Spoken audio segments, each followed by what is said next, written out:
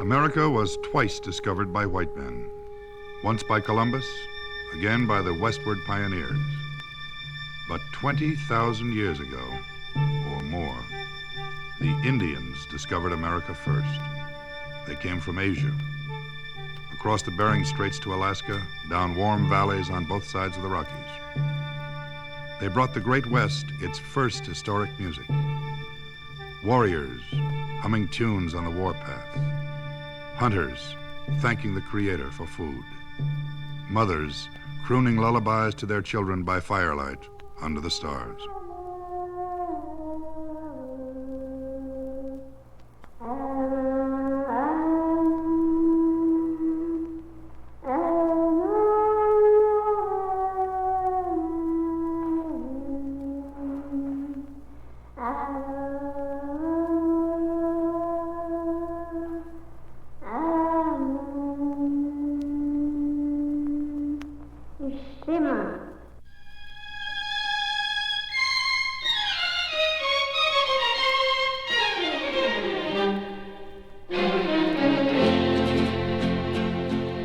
Spaniards came by the southern door. They followed warm suns in the equatorial Atlantic. And in the old Spanish missions of California, daybreak was a time for singing. Whoever in the town awakened first would begin a hymn to Mary. At the first notes, the other members of the family would join in. The singing spread from house to house.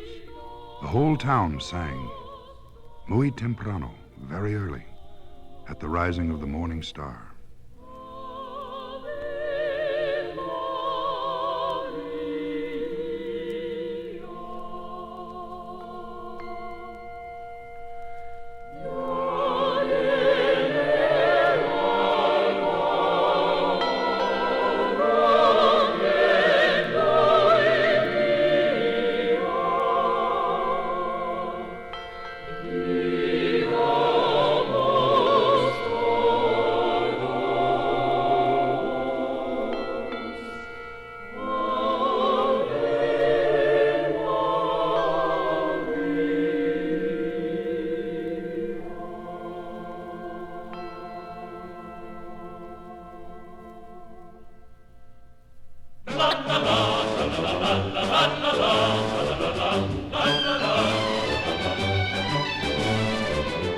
French came by the North Atlantic. They stepped from caravel to canoe and paddled and portaged the Great West in a wide, sweeping arc beyond the Mississippi. Soft gold was their treasure, the dark brown fur of the North American beaver. For 300 years, empires clashed to control it. And its rhythm was the song of the voyageur, half French, half Indian, whose paddle thrusts brought the peltry down the wicked waters of Canada to the loaded wharves at Montreal and Quebec. Sont les filles de la Rochelle, entamées en bâtiment, pour aller faire la chasse de dans les mers du Levant. À la feuille s'envole, à la feuille s'envole au vent. The British came to plant homes, and in the end, the green Atlantic wilderness belonged to them. Then, westward seekers came from all Europe. They called themselves Americans, and in 1776, they fought the British king.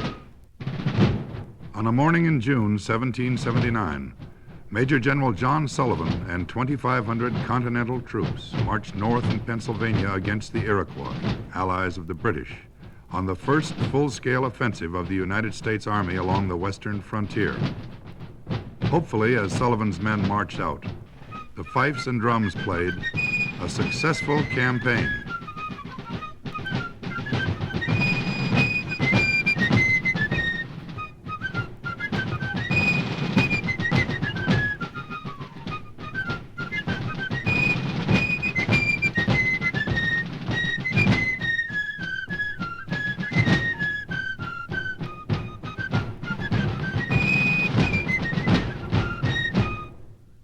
5 days later, the Continental force marched through a great swamp in the Pocono Mountains called the Shades of Death. The 4th Artillery, commanded by Colonel Thomas Proctor, came upon the bodies of 3 officers and 4 privates who had been scalped, tomahawked, and speared. In that melancholy vale rode a regimental chaplain. The men responded to the universal gloom with the soft and moving notes of an old Scotch air, Roslin Castle.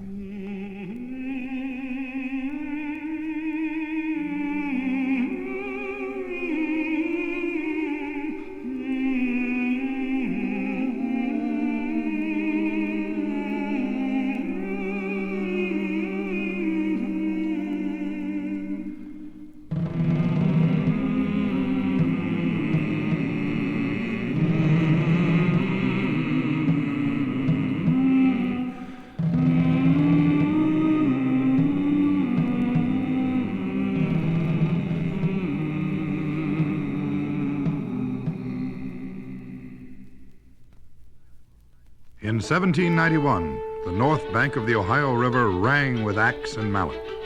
25 families were clearing the land.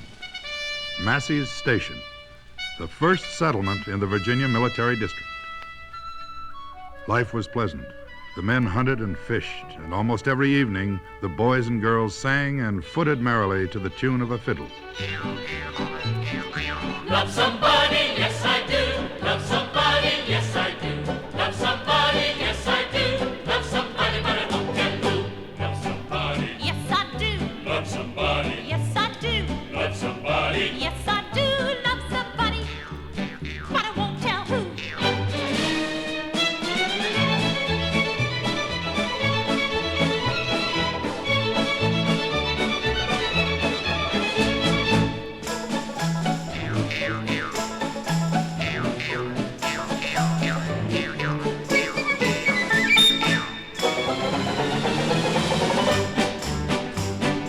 Love somebody, yes I do.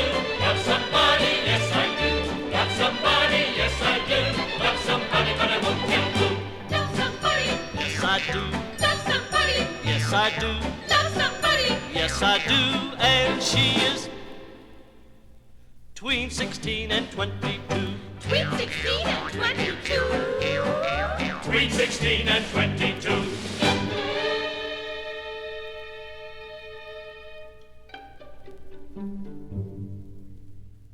Between 16 and 22. The West was for the young. Nathaniel Massey, veteran of the Revolution, was only 26. A surveyor running lines for land claims in the Ohio Valley. With 27 other young men, he made trips into the wilderness during the winter, scouting the tangled hillsides, rich river bottoms, and deep, sudden gorges. When night came, the party, to avoid Indian attacks, moved 300 yards from their fires and slept in the snow. Each man with his own dreams of loved ones far away, of parting and homecoming. I'm gone away for to stay a little while, but I'm coming back if I go 10,000 miles. And who will tie your shoe? And who will guide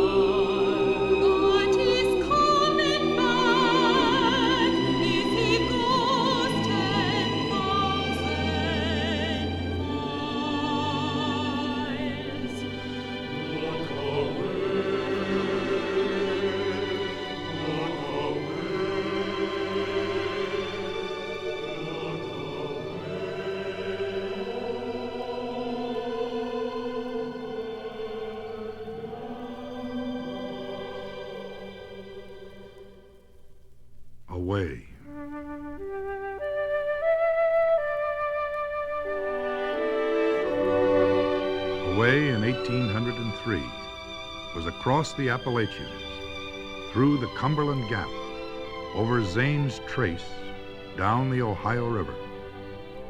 A way stopped at the Mississippi. It will not be in our interest, wrote Thomas Jefferson before he was president, to cross the Mississippi for ages. Then Napoleon took Louisiana from Spain and sold it to the United States. It was 1825, and the Erie Canal, just completed, was an engineering marvel. 363 miles from Albany to Buffalo, marrying the Great Lakes to the Hudson, the commerce of Europe to the advancing frontier. 4 miles an hour, the boats moved night and day. Freight and immigrants and elegant tourists from Paris and London. The towns were called ports, and as you floated pleasantly, you bobbed up and down to avoid the low bridges.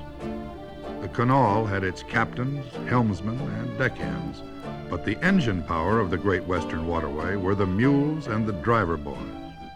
Hoggies on the towpath, 5 cents a day, shooing off horseflies, eating beans and hay. I've got a mule, her name is Sal, 15 years on the Erie Canal. She's a good old worker and a good old pal, 15 years on the Erie Canal. We've hauled some barges in our day, filled with lumber, coal and hay, and we know every inch of the way from Albany to Buffalo.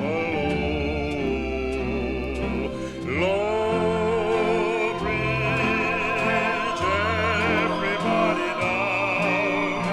Low Bridge, for we're going through a town. And you'll always know your neighbor, you'll always know your pal, if you ever navigated on the Erie Canal.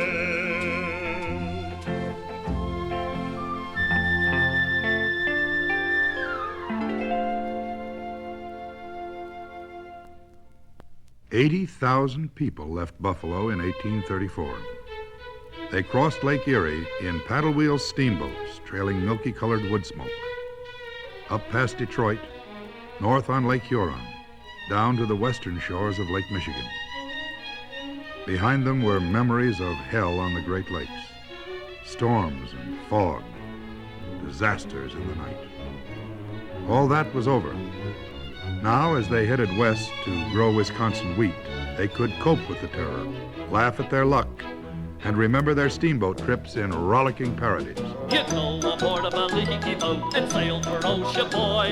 You have to pump to keep her afloat, and you have by jingo. The engine soon begins to squeak, but nary a thing to oil her. Impossible to stop the leak.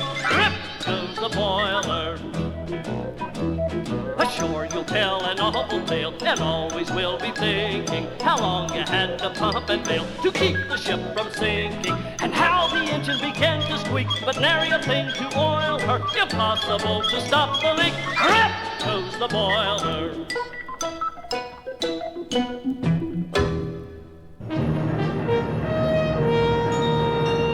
Trunks of trees left standing along the half-cleared national road. Baltimore, Wheeling, Columbus, Vandalia. Look out for them in the rain, you big Conestoga freight wagons, or you'll be stumped. Watch those giant mud holes that can suck down your team of horses on the 80-foot roadway.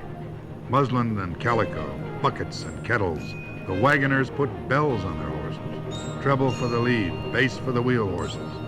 Up on the box, reins in hand, the wagoner cried, "I'll be there with bells on." When first I went a-wagoning did go. I filled my parents' hearts full of sorrow, grief, and woe, and many were the hardships that I did undergo. Sing ho, my lads, sing ho, drive on, my lads, hi-ho, who would not lead the life of a jolly wagoneer? It is a cold and stormy night, and I went to the skin, but I'll bear it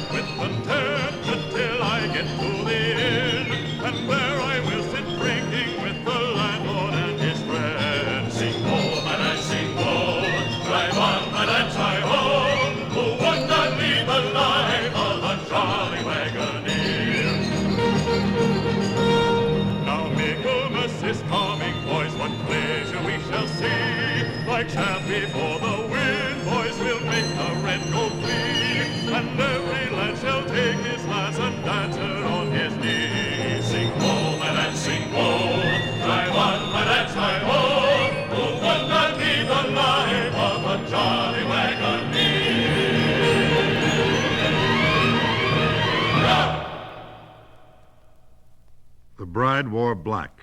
Narcissa Prentice was marrying Marcus Whitman in western New York, 1836. It was winter. The couple would begin a 7-month journey next day, by sleigh to Pittsburgh, boat to western Missouri. They would ride wagon and horseback, rendezvous in Wyoming with trappers and Indians, and cross South Pass to Fort Vancouver, 3,000 miles away from their home. Narcissa Whitman would be the first white woman over the Oregon Trail through the Rockies, a missionary to Northwest Indians. A hymn was sung. One by one, the guests, moved to tears, stopped singing. Narcissa alone finished the hymn.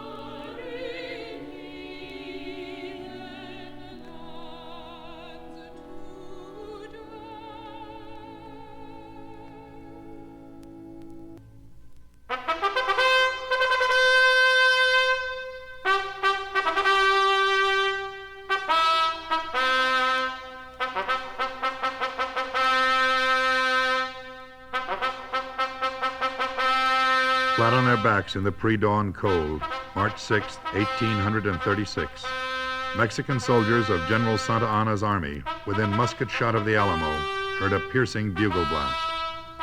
It lifted them to their feet, 2,500 frontline effectives, and sent them charging against the Alamo garrison of 182.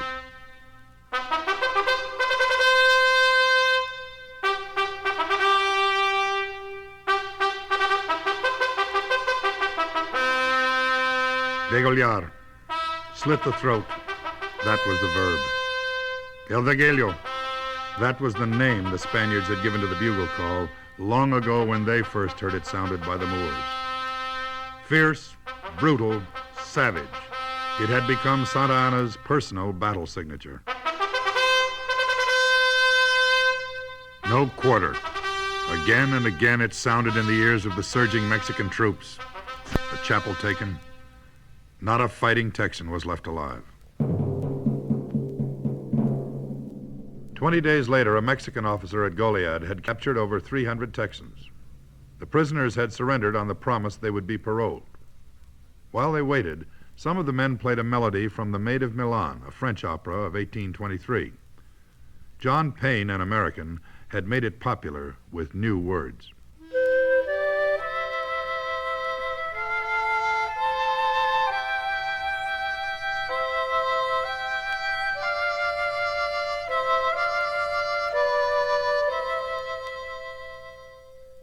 Palm Sunday, daybreak. The 300 Texans, unsuspecting, were marched out of Goliad in 3 columns and halted. The executions began. Only 27 escaped. April 21st, 1836. At San Jacinto Creek, Santa Anna's army saw Texas cavalry, artillery, and infantry moving fast. At their head, General Sam Houston, upright on his horse. "Forward," cried Sam Houston. "Remember the Alamo. Remember Goliad." Swinging their 10-pound rifles as clubs, the Texans charged to their battle music of San Jacinto.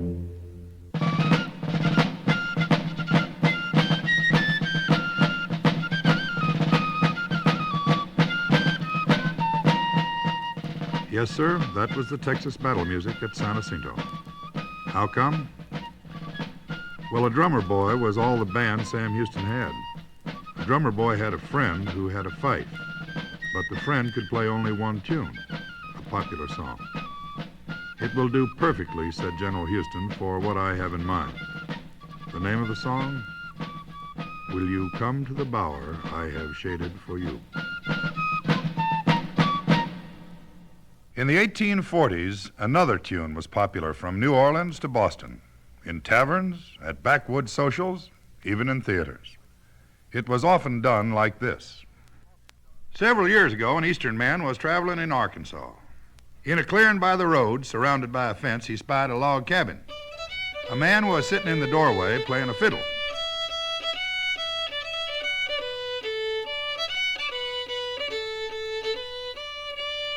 How do you do, says the stranger. I do as I please, says the squatter. Can I stay here tonight, says the stranger. No, says the squatter. Well, how far do you call it to the next tavern? I reckon it's upwards of some distance.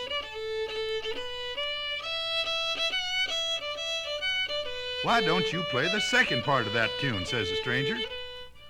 You can play it yourself, says the squatter. I'll bring the fiddle out to you.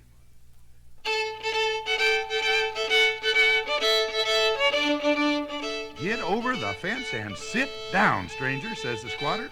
I didn't know you could play. Kick the dog off that stool and sit down and play it over.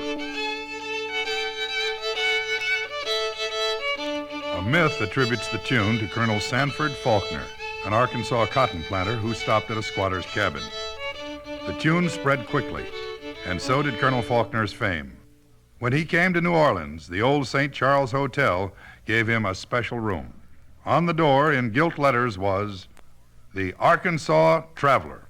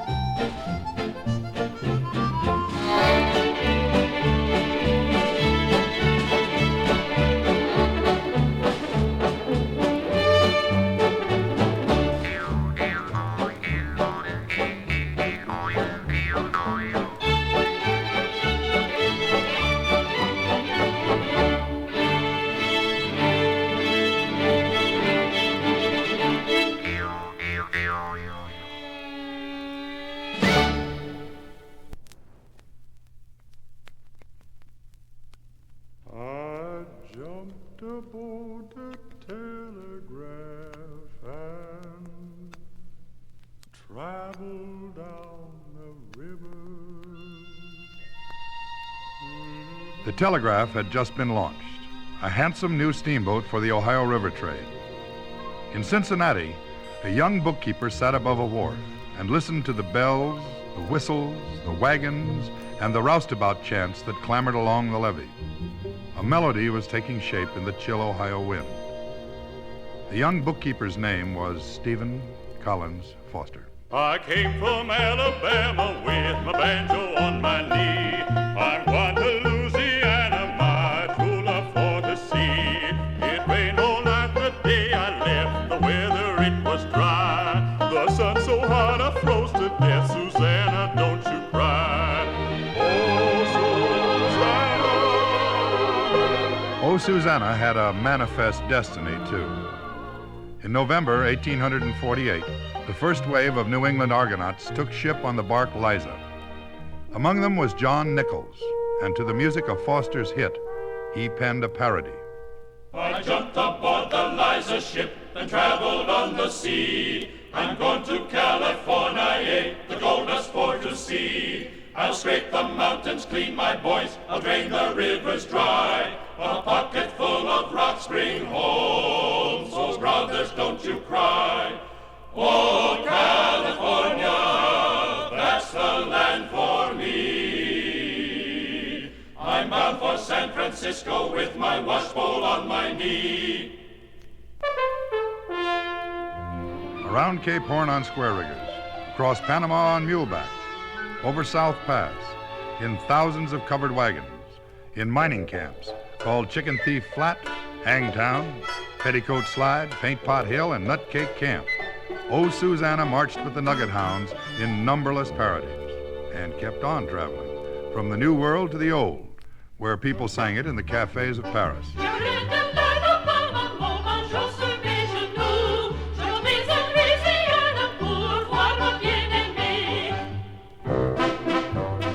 Beer halls of Germany.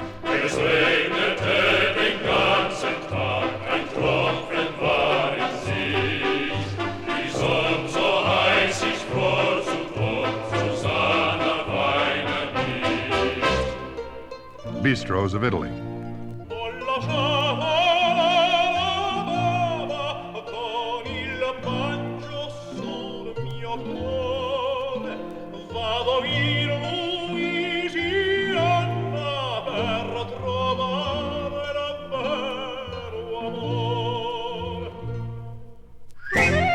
The tabernas of Greece.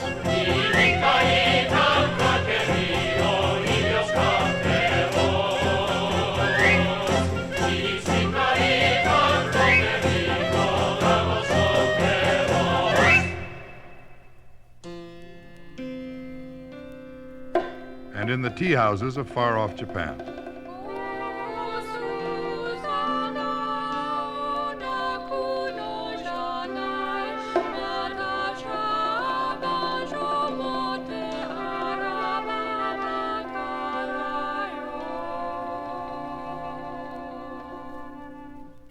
In 5 years, O Susanna, born on the Ohio River, had traveled around the world.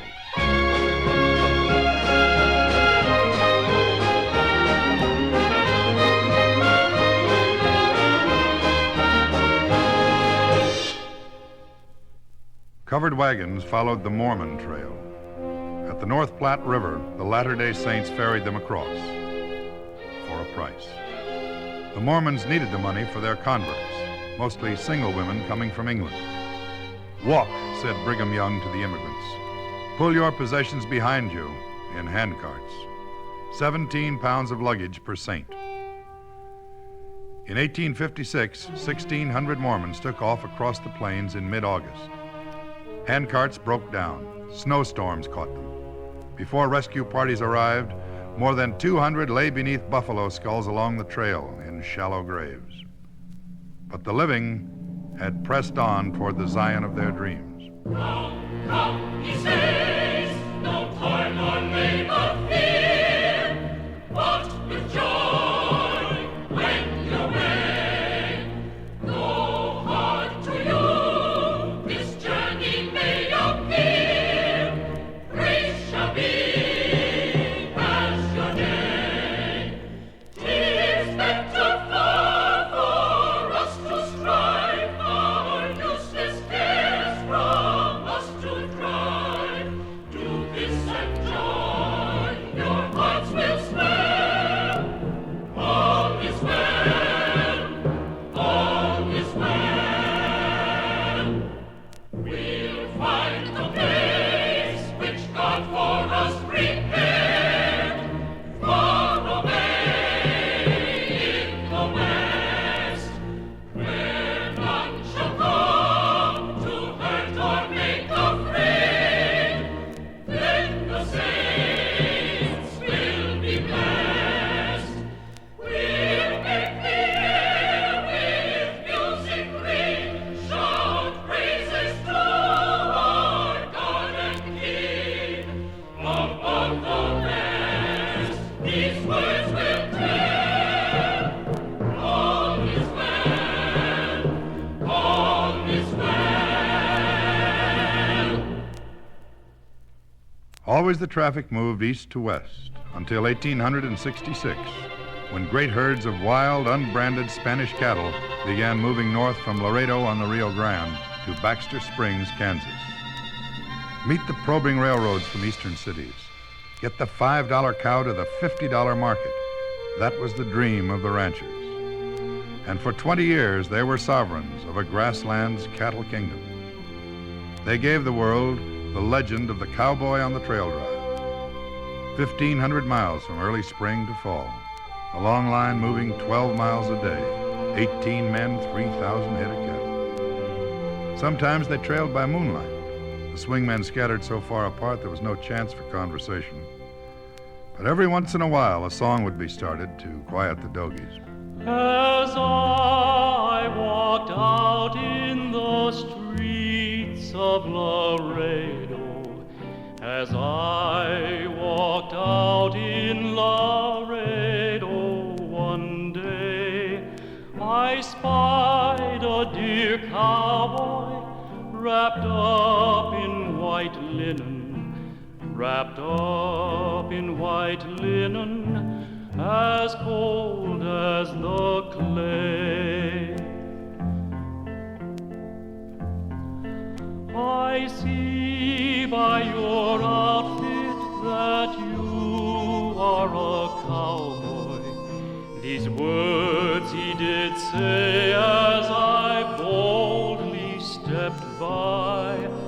Come sit down beside me and hear my sad story. I am shot in the breast and I know I must die.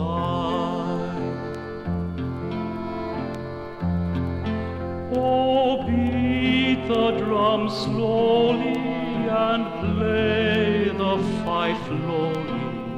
Play the dead march as you carry me along.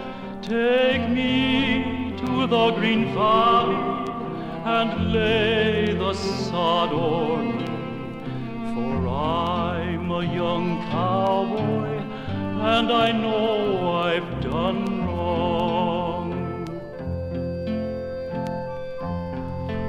We beat the drum slowly and played the fife lowly, and bitterly wept as we bore him along. For we all loved our comrades, so brave, young and handsome. We all loved our comrade, although he'd done wrong.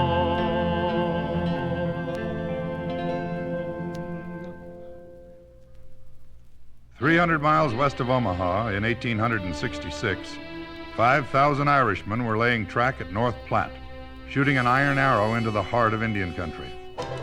By night, the roaring towns, hell on wheels along the way of the first transcontinental railroad, were a bonanza and barbecue for every hoodlum. By day, the 100-mile stretches echoed to a grand anvil chorus. Sledgehammers in triple time. 3 strokes to a spike. Lift that hammer and let it go. 10 spikes to a rail. 400 rails to a mile. Lift that hammer and let it go. 1,800 miles to San Francisco. 21 million strokes. Lift that hammer and let it go. I've been working on the railroad all the livelong day. I've been working on the railroad to pass the time away. Don't you hear the whistle blowing? Rise up so early in the morn. Don't you hear the captain shouting? Gotta blow your horn.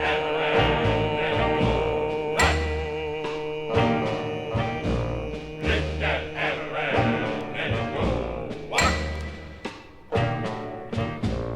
Lift 3 years later, Promontory Point, Utah was the center of the world's attention for one day. Done, clicked the telegraph as the golden spike was driven.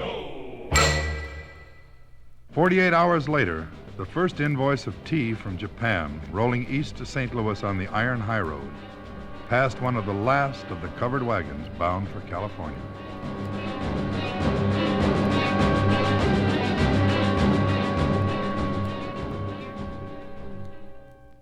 Grasshoppers. They floated down in multitudes out of hot skies. Wind, drought, monotony. The Great Plains from Dakota to Texas were no place for small farms. Yet the homesteaders came. They staked out their government claims, $10 for 160 acres, and found nothing with which to build homes. So they dug caves in the hillsides or cut 18-inch sod bricks out of the earth. Cows wandered on the roof and crashed into the house. Mud dripped on the dining room table. You burned buffalo chips for prairie coal, and your mortgage was owned by an Eastern man. Oh, pioneers. My name is Frank Bowler, an old bachelor I am. I'm keeping old batch on an elegant plan. You'll find me out west in the county of Lane, starving to death on a government claim. My house, it is built of the national soil. The walls are erected according to Hoyle. The roof has no pitch, but it's level and plain, and I always get wet when it happens to rain. But hurrah for Lane County, the land of the free, home of the grasshopper, bedbug, and flea. I'll sing louder praises and boast of her fame while starving to death on my government claim.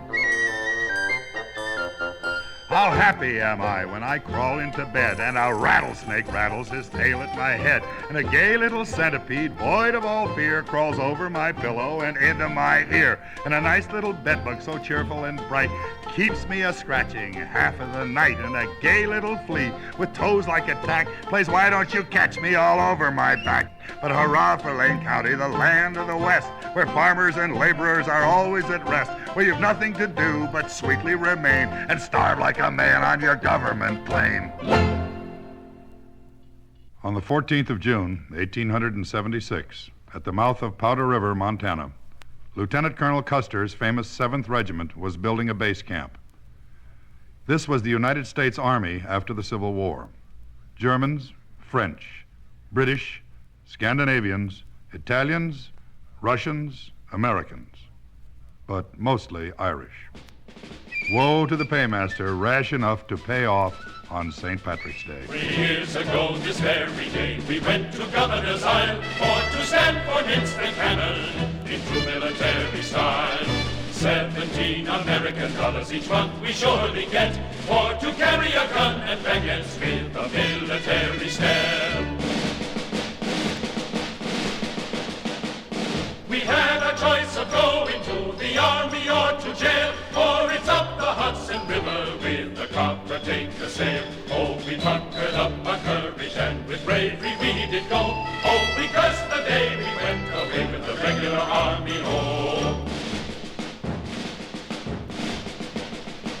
There was Sergeant John McCaffrey and Captain Donahue. Oh, they make us march and hold the marking gallant company too. Oh, the drums will roll upon my soul. This is the style we go. 40 miles a day on beans and hay in the regular army, oh, in the regular army, oh, in the regular army, oh. 2 days later, the 7th broke camp at Powder River. The regiment had stripped for action. They left behind the infantry, wagon train, all sabers, and Custer's 4 staghounds. As the cavalry rode out, the band, on a bluff overlooking the river, played them farewell with Garry Owen, the regimental air.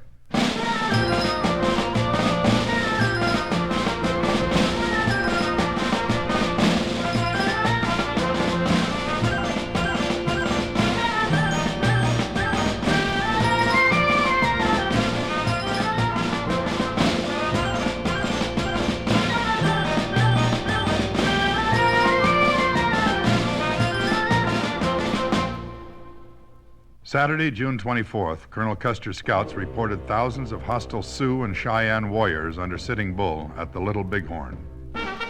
7th bivouacked at the Rosebud River. The colonel held a conference in his tent with his officers. Afterward, a group of young officers gave an impromptu concert. They sang Annie Laurie, the Doxology, Little Footsteps Soft and Gentle, and The Girl I Left Behind Me. I'm lonesome since I crossed the hill and o'er the moor and valley. Such heavy thoughts my heart do fill since parting with my Sally.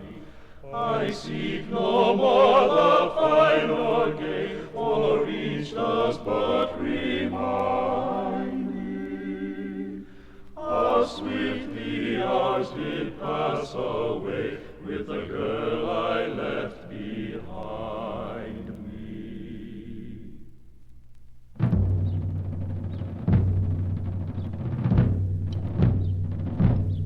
Next morning, June 25th, 1876, the 7th rode into the Valley of the Shadow, never to return. They left behind one of the greatest legends of the American West, Custer's Last Stand.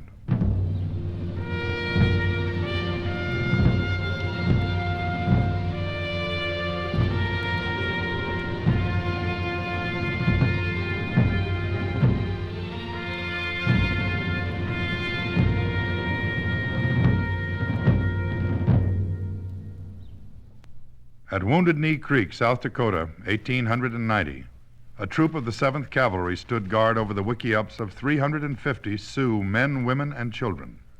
The Indians were being returned to the Pine Ridge Agency after a sudden revolt. A desperate faith had inspired them, a prophetic vision which had swept the broken and humiliated Great Plains tribes.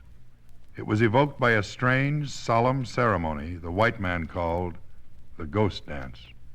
The Ghost Dance began with the voice of a medicine man. Those who have looked upon us from the beautiful land, the spirit world, he cried, are coming to see us again. If you wish to see them once more, rise and dance. You who have died, live again, the medicine man chanted. And the dancers sang, now they are walking, the buffalo are walking. Those who are dead are walking.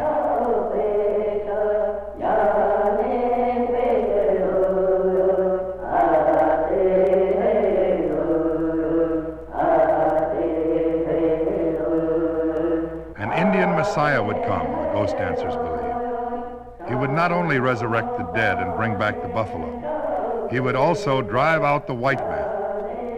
The ghost dancers wore shirts made of sacks of flour, painted with the sun, moon, and morning star.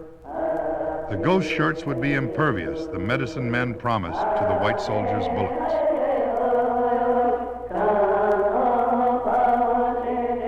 At dawn, December 28, 1890, the men of the 7th searched the captured Sioux at Wounded Knee for weapons.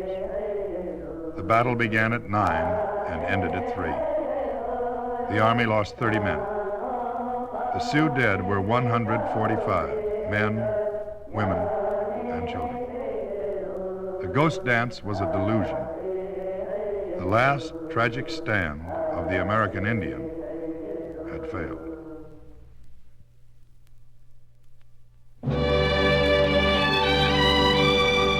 A great iron network spread over the Mississippi, the Rockies, and the Pacific coast.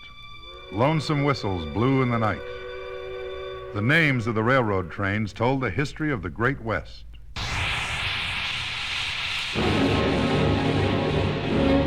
The Flying Yankee, the Iroquois, the Alamo, the Corn Belt Rocket, the Prospector, the Argonaut, and the Golden Gate. Some said the frontier was gone, but Alaska lay ahead at the 140th meridian, and Hawaii 2,100 nautical miles west of California. Americans were still a people on the move, their westward vision dimming the eastern landscape.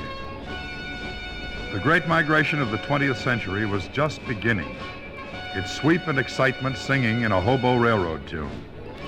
A song about the Wabash Cannonball, a mythical train to everywhere. From the waves of